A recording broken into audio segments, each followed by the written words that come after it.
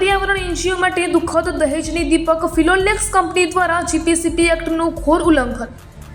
દીપક ફિલોલેક્સ કંપનીના gate number 3ની બાજુમાં દિવાલમાંથી બખોલું પાડી વરસાદી પાણીની આડમાં બેખોફ અને બિંદાસ કેમિકલ પાણી બહાર નીકાળવામાં આવી રહ્યું છે।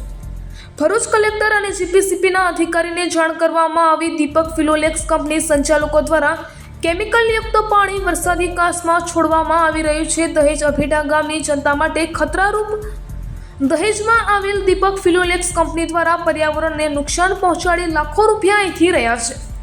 હાલમાં ચોમાસાની ઋતુ હોય જેને પગલે દીપક ફિલોલેક્સ કંપની વરસાદના પાણીની આડમાં કંપનીમાંથી કેમિકલયુક્ત પાણી બહાર છોડી રહી છે। બેફામ બનેલી કંપનીઓ સામે જીપીસીબી કાયદેસરની કાર્યવાહી કરે તેવી લોકમાંગ ઉઠવા પામી છે।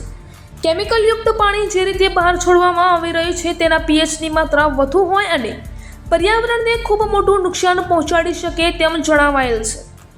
જાગૃત નાગરિક દ્વારા ભરૂચ કલેક્ટર અને જીપીસીબી અધિકારીને જાણ કરવામાં આવી। કંપની દ્વારા જીવસૃષ્ટિ અને પર્યાવરણને અતિ ગંભીર કૃત્ય આચરવામાં આવી રહ્યું છે। રિપોર્ટર વિરલ ગોહિલ, ભરૂચ।